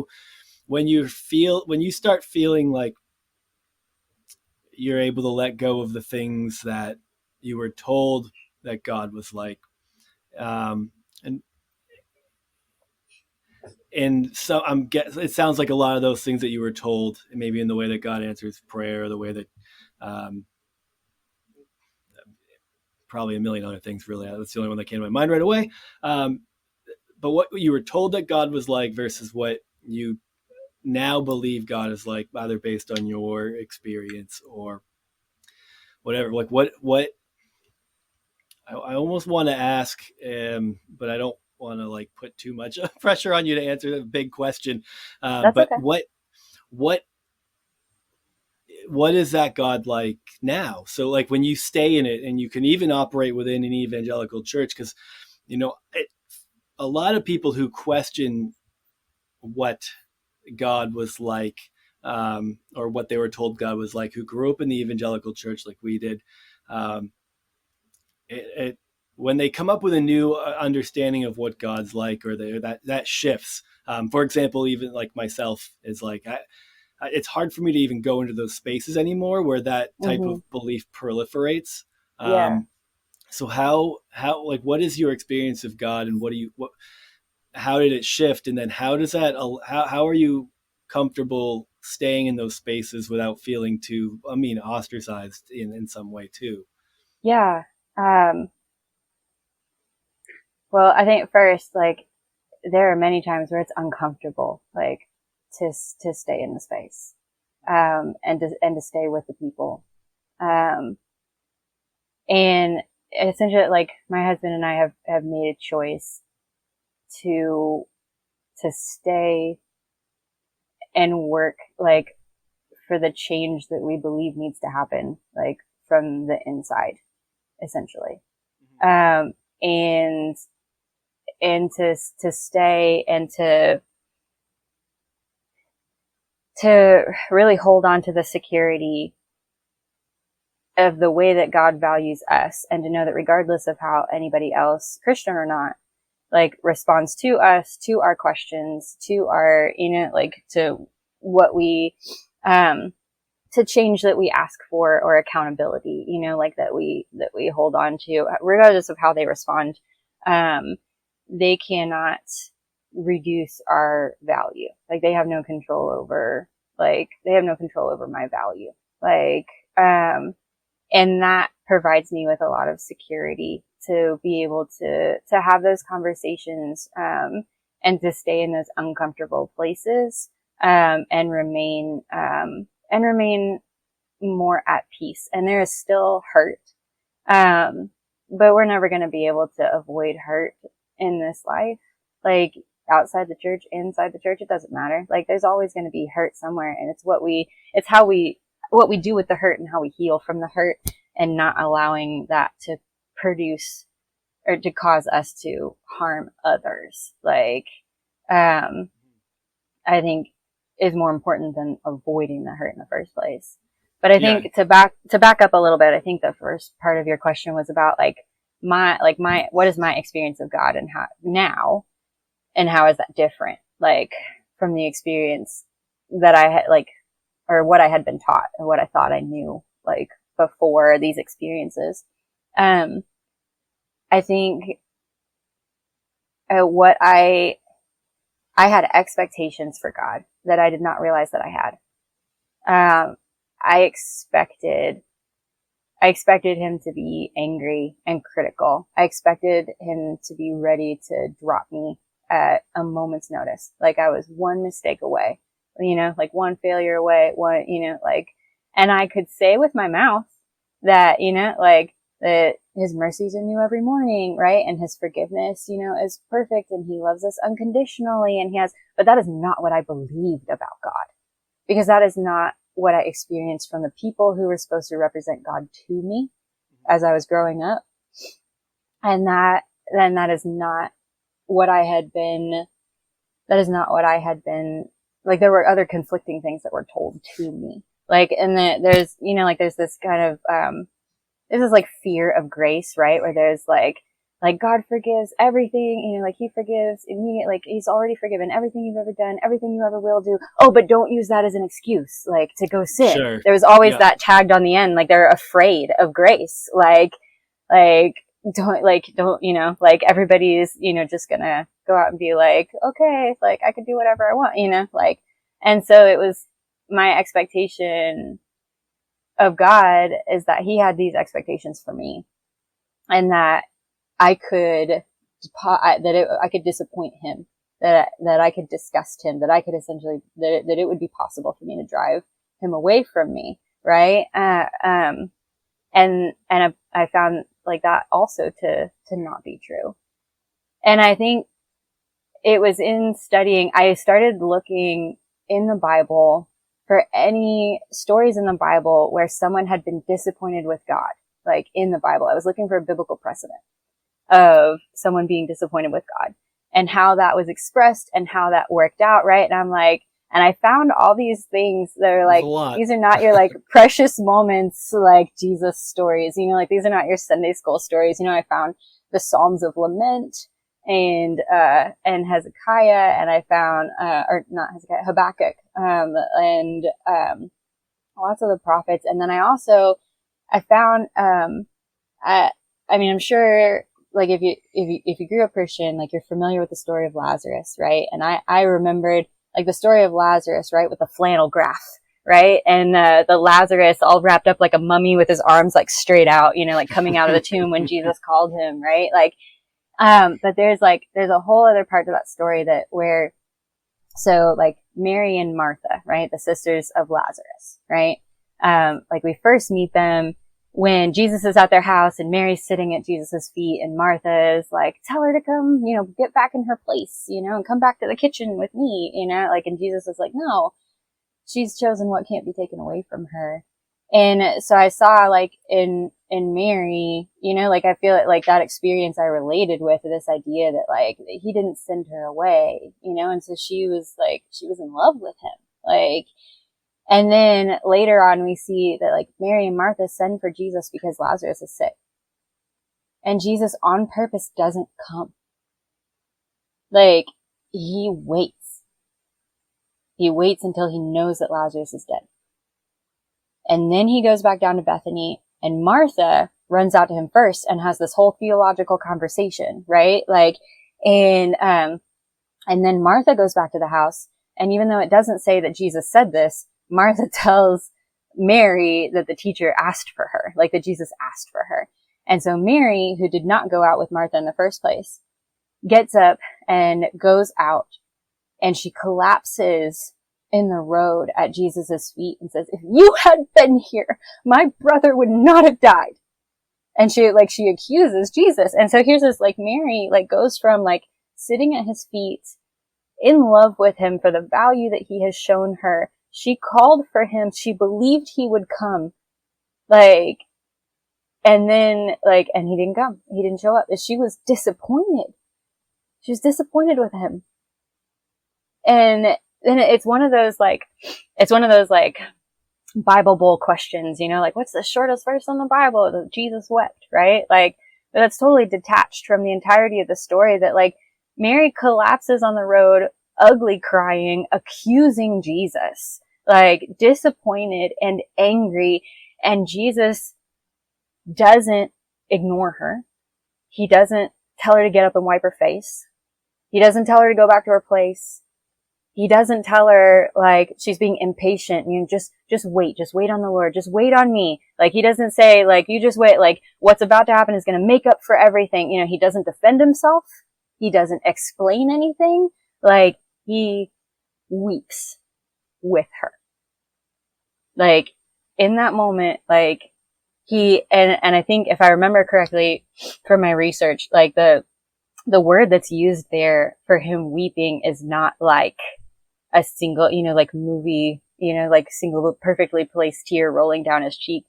It's actually like the word that's also used for the sound a horse makes when it's blowing out its nose. So like that Jesus was, you know, when you're ugly crying and you like can't breathe and you're like, you know, you're like choking on your own like slime. Like that's like, like that Jesus was really like, he wept with her. Like he allowed her pain to hurt him and entered into that space with her without blaming, without shifting blame, without making excuses, without accusations, without, you know, like without justifications, without any of that. Like he entered into that with her. And that was eventually what I landed on my experience with him. Like, and after, like in that moment when I was sitting there holding my baby, my dead baby in my hands, that he was weeping with me, and silenced were all the voices that I grew up with, all the different youth pastors and the different pastors and the different missionaries and my parents and the deacons and the elders and the, you know, like silenced were all those voices about like that you know, like just pick yourself up and move on and never quit trusting God. And there's always a reason, and God works all things for the good of those, and, you know, blah, blah, blah, blah, blah. Like, you know, all those, like, and the justifications and all of the blaming and all of the everything. And there was, yeah, all of that. And there was just that in this moment, like, he's fully and completely with me. And he's not trying to to squash me, and he's not trying to tamp down my emotions, and he's not trying to make me better, and he's not uncomfortable, and he's not threatened, like, by my pain or by my anger, like, or by anything. Like, in that moment, he's with me, because that's how, like, when you love someone, when you value them for just, like, the fact, like, they're human, like, they exist, they have intrinsic value, regardless of whatever's different, regardless of what they may be bringing to you in the moment, like, there is no other option except for to be with them and honor them and their experience and their existence in that way. Like, and so that has been the experience, that is so very drastically different from what I grew up with. Wow. So Yeah. in all three scenarios, where abuse and subsequent suicide attempt and the postpartum depression and then your miscarriage, first off, really sorry that you had to go through all that. I mean, nobody deserves that. It was the church itself. Was it a support network for you at all in any of those situations? Because I could see being very disenchanted with the bureaucracy and stuff, having been through some of those things and really not feeling like the community was there for you. Yeah, definitely with the first one, with the abuse, the church was not supportive at all. Well, I take that back. There was one supportive person in the church that we were currently at, and she was the one who, like, it was our pastor's wife, and she told my parents over and over and over again, because my parents didn't know what to do with this. Like, and they, and my mom particularly talked to a lot. She talked to the pastor, and she talked to the youth leader, and she talked to, trying to figure out what to do. Not that was right, but it was what she did. That was what her heart behind it. I think, like, my youth minister at the time, just told me that everybody sins, and you just need to put it behind you and move forward and quit sinning. And everybody else was just kind of this, like, not talking to me, like, whispering behind their hands, like, and now all of a sudden, like, I'm not allowed to, like, hang out with some of the other, like, junior high students that have been my friends at church anymore. But the pastor's wife essentially told my parents over and over again, until they talked to a detective, like, that, like, this was abuse. Like, this was not okay, and you need to talk to the police. Like, and then the detective that we talked to was a total douchebag and made lesbian jokes to my face, and told me that, like, my parents were just gonna have to get over it. And Jesus Christ. I didn't even get, I'm supposed to tell this random strange man all these details about what has happened to me. And I think I got one sentence out before he started with the lesbian jokes. And then I didn't say anything else after that. Like, how could I, right? Unbelievable. But yeah, so there was not support from the church in that, for sure. With the foster situation and losing custody of my child, there was support, from some members of the church. So the associate pastor that I directly reported to as leader of the prayer team, he was absolutely fantastic. He's now also a pastoral counselor. We're at the same office. And he told me, he was like, Sarah, he was like, every parent loses their temper. He was like, every parent, and what you did, he asked me, like, specifically, like, what happened, even in the way that, like, the CPS worker did not ask about, like, what happened, walk me through exactly what happened. Like, and he was like, yeah, he was like, you're angry, you lost your temper. He was like, that we're parents and we're not perfect and kids are hard and that's what happens. And, like, that was not abuse. Like, and he was very supportive. There was I was actually able to, because there's not enough foster homes. When the CPS worker told me that they were going to remove Dorian, she asked me if there was anybody, like, family or anything that we could call. And we don't have any family living out here. So I called quite a few people from the church, and I was in total panic mode, right? So I'm like, I'm not, like really thinking super rationally.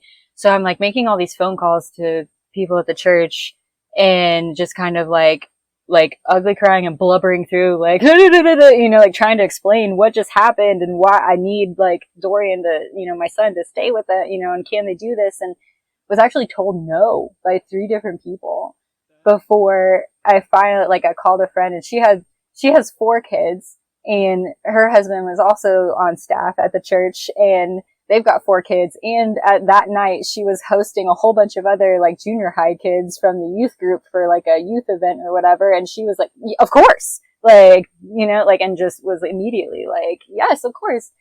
And so she was super supportive, and she was, and there was no like, judgment or condemnation or anything, like from her, the whole time, like while, he was there, and stayed with her. And of course, so, I mean, like my son felt like it was, just like a big sleepover, like with his friends, like, thank goodness. Yeah, but no yeah, kidding. which is, Thank goodness. yeah. And I knew where he was, and I knew that he was safe. And that was a huge relief and a huge blessing.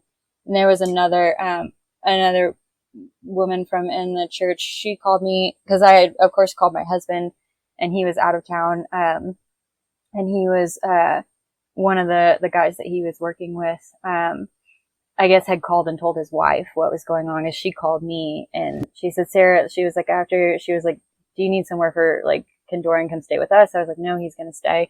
I just arranged, like for him to stay with, this family. And she was like, okay. She was like, after you drop him off, like we live in like the next neighborhood over, and I want you to come and stay with me. And I was like, I appreciate that, but no, like that's okay. And she was like, no, either you're coming to my house or I'm coming to your house. She was like, but you're not going to be alone tonight, which was really, again, God, like protecting my life, because I had in mind to drop my son off and drive off into the middle of nowhere and disappear like for the rest of forever. I was so ashamed, like, and so angry at myself, like, and believed that he would be better off without me, obviously, because the state just took him away from me, like, and so there was support in that. And then after the miscarriage, there was an outpouring of support, especially from other women who had also experienced miscarriage.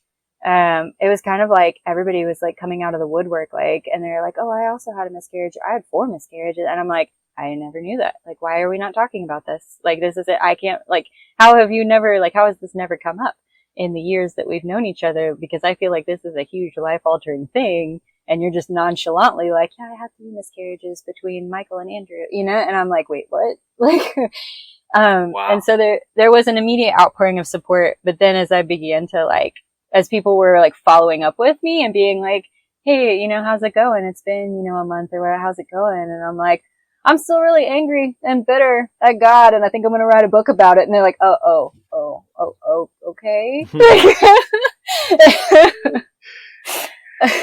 Well, it's good to hear that, aside from just observing some of those trends within those churches and stuff, I imagine that that's a big part of what you're doing as a pastoral counselor now, is trying to fill that gap that you found in several different churches, when you were in trouble and needed help. And man, Sarah, it's just really appreciate you sharing your story with us. Where can people find out more info about your book and you in general? Yeah, so I have a blog. It's called emotionculture.com.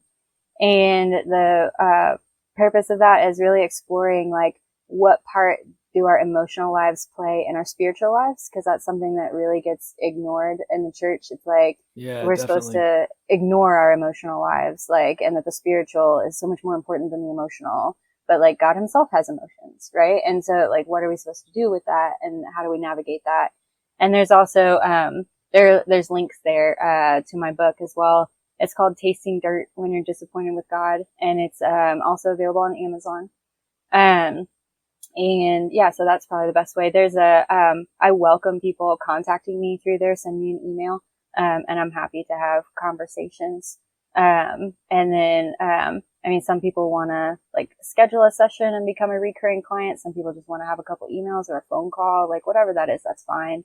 I really just want to make myself available to help people, work through like the emotional barriers that they have for whatever reason, however they got put up in their lives, but they're like preventing them from connecting with other people and connecting with God in the way that they want. And so that's what I do. That's what my life mission is. Yeah, that's awesome. I think what I think is beautiful about it is it feels like for people who have had a lot of pain and hurt and negative experiences in the church don't know how to find resources. There Yeah. often isn't a space for them anymore. And for those people who maintain those spiritual sensibilities and even like to have a resource, to have that Yeah. available, I think is super important because there's not a lot bridging those gaps. It's like there's No. a lot to help you out. There's a lot that you just have to ignore and toe the line on if you want to stay in. And I think what you're trying to do is necessary for a lot of people. It's been super awesome talking to you. I mean, I really appreciate you sharing so much of your story. Did not expect it. This is something, a reoccurring thing is finding out that there's so much more going on with people that we're talked to than we expected going into the conversation. So I Yeah. appreciate your just candidness and your openness about your story. Yeah, thank you for making space for me to share and being willing to hear all of it and being so honoring, like to me in this space. Yeah, absolutely. Yeah. Well, thanks everybody for listening, and we will see you next time.